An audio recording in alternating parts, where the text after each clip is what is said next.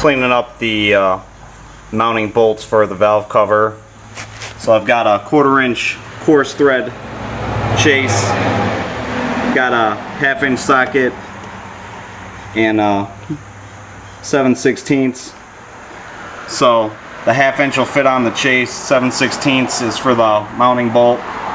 So you can see those threads are got a lot of doo-doo on them. So I'll spray them down. I've been using the Seafoam Deep Creep. It's a little bit foamier, so I think it works a little bit better for cleaning. But liquid wrench will work probably just as good. But like I said, this stuff foams up a little better. So, you know, just spray some of that Deep Creep on there, and it'll help bust out. You know, all this oil is solvent-based contamination, so penetrant lubricant's going to help break that oil out of there. And then when I get done chasing them with the Deep Creep, I'm going to clean them up with brake fluid, and I'll probably do a final wipe with alcohol just to make sure they're tip-top. Got the valve cover bolts all cleaned up. The valve cover's cleaned. The head's all cleaned up. So I'm going to smear some black RTV on there. And got the gasket on this side. Going to put the gasket on first, let it sit on the head. Just because trying to get the cover in here is going to be difficult. So if I, like on the other side, I actually put the valve cover gasket onto the valve cover. But on this side, that's probably not going to work. So I'm going to put it on the head first and then try dropping the valve cover on top of it. Alright, just you know, putting the RTV on my finger and just smearing a really thin coat on there. Ready to throw the gasket on there. Alright, got the gasket on there. Make sure all the holes are lined up. Like sometimes I'll take you know, one of the valve cover bolts and just kind of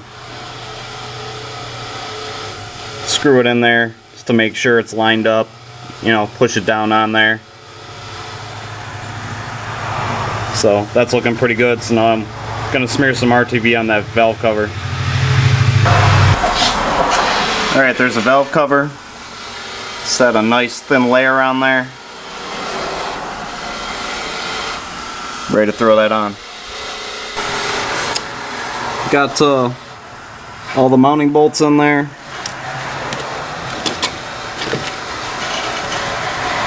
And used a deep 7/16. I like to use a 1/4 inch drive ratchet just because you know, it's easier to fit in there, and you're not gonna, you know, you really don't want to go gorilla tightening this stuff. So the 1/4 inch ratchet's a little bit lighter. And then what I'm gonna do, which, you know, is kind of optional, I couldn't find green Loctite, which I think is a lower strength stuff, so I got some blue. I'm just going to take one bolt out at a time and just put a little dab of this stuff on there, you know, just to keep it from wanting to vibrate back out. You know, you don't go crazy putting this on there, just get a little dab on the threads and run it back in. So I'm going to do that one by one. You know, I'll pull one out, put some Loctite on it, get it back in there, and none of these are tight. I mean, I just got them in there, just ran it down onto the cover. So I'm going to get that Loctite on there, and then I'll be able to finish tightening everything. Alright, I took all the bolts out of this valve cover again. You know, doing them one by one. I put some little bit of Loctite on there because I didn't have any when I first put this valve cover gasket on. So I got that done. And then while I was over here, I took the factory ground off. I used a piece of 180 grit sandpaper to knock it down to bare metal. So that's the sandpaper. Got a little Scotch pad, and I use that to clean up the ground itself.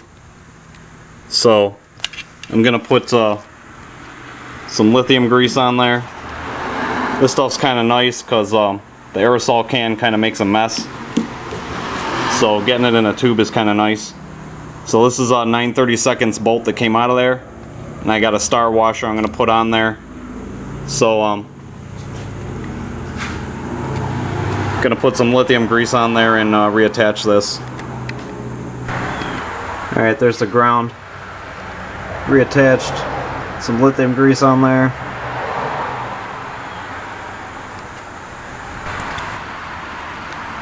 Alright, also got the couple other grounds on the core support here.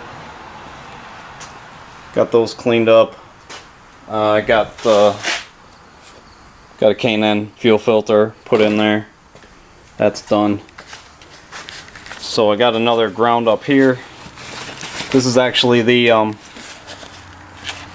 it's pretty much the factory ground if you were to have the battery in the front. So I'm going to tear that apart and clean that up and get that all greased up with lithium grease.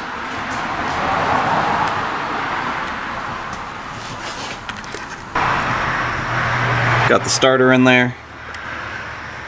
Actually went in a lot easier than I thought it would.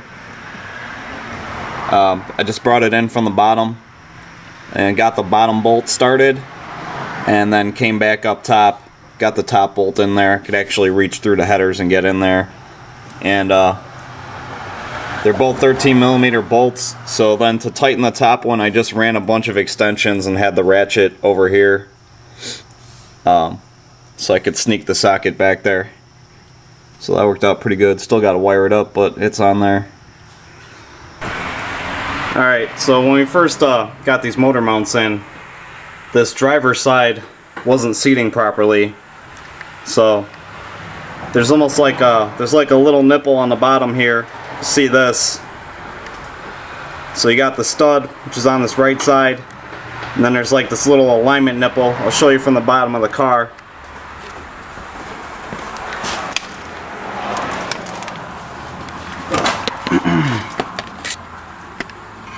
So you see you got the stud up top there, and then this is kind of hard to see that nipple down there by the power steering line.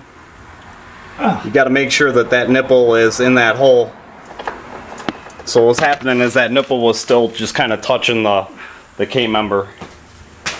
So then even on this side too, this one's a little easier to see.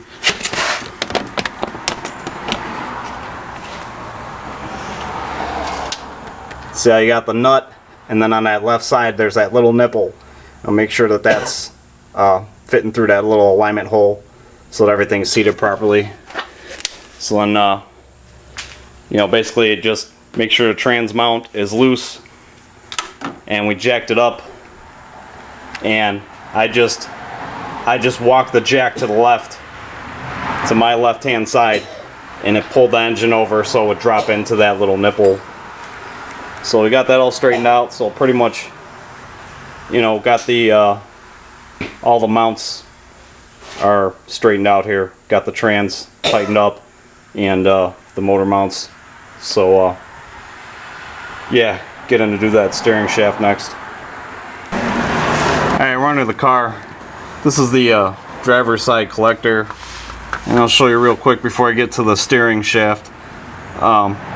Like on my manual car, both of the O2 sensors are mounted like this. They're on the side of the collectors. So on the automatic, because this automatic trans is a little bigger, this one actually mounts up towards the top. Let's see if I can get some light. So, a little difference there. So okay, got the steering shaft back in here. So basically what we did, you know, it's a good thing. I mean, it pretty much had to come out because it's going through the primary tubes. So, you know, we still have this exhaust it just got a couple bolts holding it in so we can move stuff around. So I fed the steering shaft in through the bottom, and then you have to, let's see, you know, push it into where it connects to the steering shaft. So get that pushed in, and then you have to get this side hooked up. So once you get that hooked up, came back to this side with when the bolt was out, we just used like a thin screwdriver to line up the hole. Got that bolt and nut on there, and then I tighten these up, and then what you gotta do is put the key in there, and then you know, tighten one side and then turn the steering wheel until you have access to the other side, and just tighten them up. I used a 9/16 end wrench and just like a 1/4 inch drive ratchet to do these. So got that straightened out. I think the next order of business is gonna be getting the wiring for the starter straightened out. That's the old one, I gotta take that out of there. So yeah, I'm gonna hit that next. Alright, getting ready to block off the air pump holes in the back of the heads. And you know, LMR makes these plugs. They seem like they're kind of nice on paper, but they're actually kind of a pain to install. Like, I put them in my white car and the holes are so full of carbon, you know, you really got to clean them out. It's kind of difficult. And then when I did it on my white car, had the trans out, so it was a lot easier to gain access to it. So what we decided to do with this car is just we chopped up the air injection, and we're just gonna block it off by flipping these around. So that's how it would go into the heads. We're just gonna turn it to make a block off plate and put the copper, ultra copper on there. So just hit these with the wire wheel and clean them up really good with the 330 degreaser. Got the heads all cleaned up. So we're also going to be mounting the grounding kit to this. So got all that stuff. Basically going to run a ground wire between the heads, and then that ground wire is going to connect to another wire that's going to be grounded to the chassis. So get this going. Alright, so got one side on there. This is just the, you know, that air injection piece has been chopped up. Just smeared a, you know, coat of that copper on there. So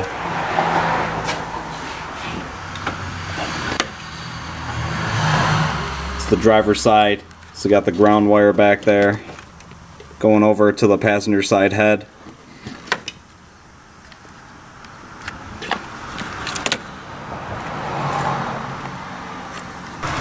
Alright, I know this is really difficult to see, but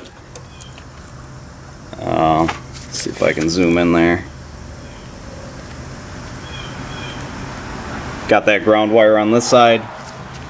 So basically what's going on here is you've got a wire that spans from the passenger or the driver's side cylinder head to the passenger side head, and then this is another separate wire that's tied into the wire that's spanning the two heads, and then this is going to ground to the chassis. So basically what this is going to do is it's going to allow the engine better grounding to the battery.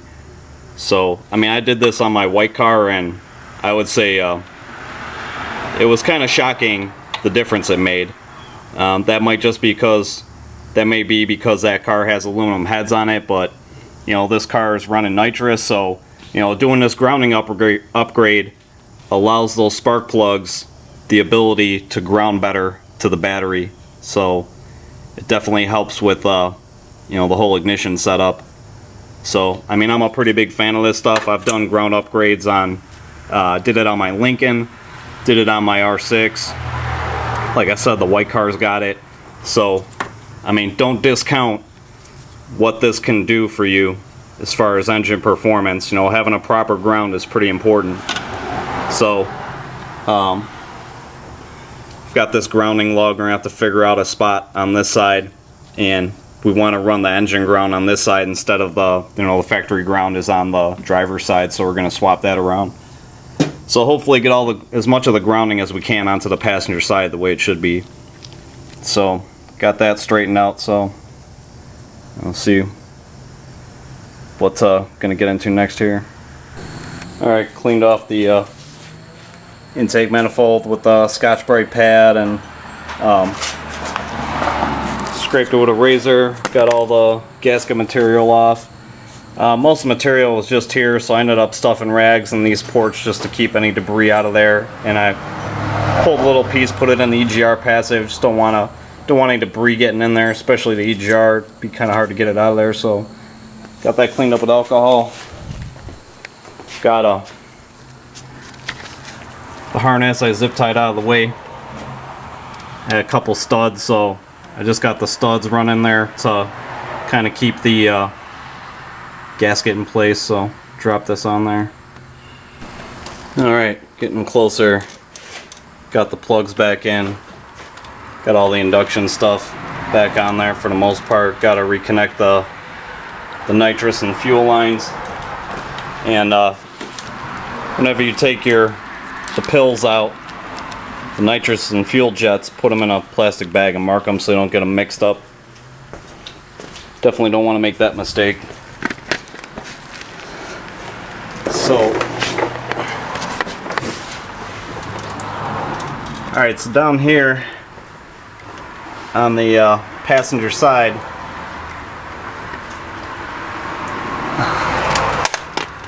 got the that ground wire from the ground kit, and I've got that going into the block. It's basically the same side it would have been on the old way it was mounted on the driver's side. You've got this bracket that holds the loom for the starter. So took that apart. I got that ground wire on there. Now this car doesn't have a front sway bar, so we just made the ground where the sway bar mount is. And then I don't know if I can get a shot from here, but we grounded the cylinder heads up by the mass air meter, so I'll get a shot from the top.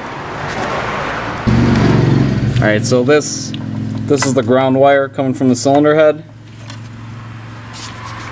Got it coming up here, and just got it mounted behind this mass air meter.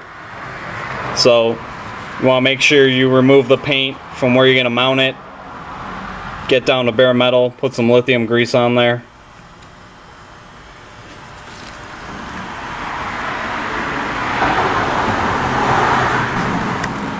Alright, once again, it's going to be hard to see, but way down there, if it'll focus, that's the engine ground.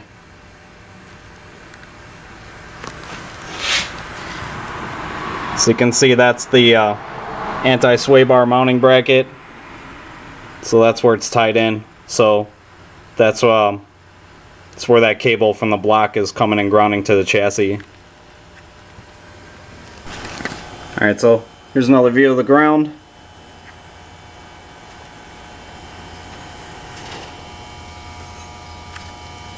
And there it is, tied into the block.